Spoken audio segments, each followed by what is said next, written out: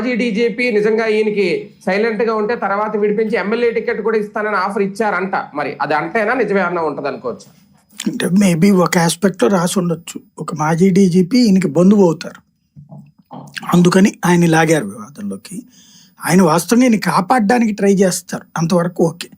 MLA ticket ఇస్తారనేటటువంటిది అమాయకత్వం. అది అందులో ఇంకోటి, ఇందులో రాజకీయ నాయకుల ప్రమేయం ఏముందనేదే తెలియదు. ఇక్కడ ఇప్పటిదాకా దీంట్లో మిస్టరీ ఏంటంటే, ఒక జడ శ్రవణ్ లాంటి ఒక లాయర్ చేసినటువంటి ఎంక్వైరీ కూడా మీడియా చేయలేకపోవడం నాకు అదే ఆశ్చర్యం అనిపిస్తోంది.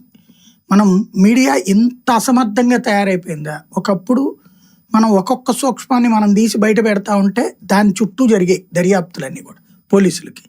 ఇదివరకు క్రైమ్లో పోటీలు ఉండేది, ఒక పేపర్కి ఒక ఛానల్కి ఒక ఛానల్కి కొత్త కొత్త విషయాలు బయటికి తీసేవాళ్ళం.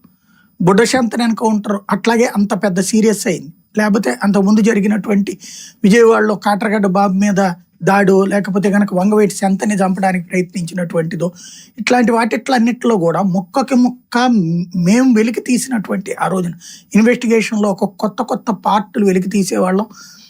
నేను ఒకటి తీశానని నాకు ప్రత్యర్థిగా ఉండేటటువంటి ఛానల్ వాళ్ళు ఇంకొక పాయింట్ రైజ్ చేసేవాళ్ళు. అట్లా పెద్ద ఇష్యూస్ బయటకు వచ్చినటువంటి ఉండే. పేపర్ లీకేజీల దగ్గర నుంచి చిన్నపిల్లల్ని విదేశాలకి ఇతర రాష్ట్రాలకి పంపించేటటువంటి ముఠాల దాకా అనేకం అట్లాగా బయటపడ్డటువంటి సార్. ఇప్పుడు ప్యూర్లీ ఎట్లయితే పోలీస్ శాఖ అనేటటువంటిది బానిసత్వం చేస్తోందో, వీళ్ళు అసలు క్రియేటివిటీ చచ్చిపోయిన జర్నలిజం తయారైంది. దానికి సాక్ష్యం ఇప్పుడు జరుగుతుంది.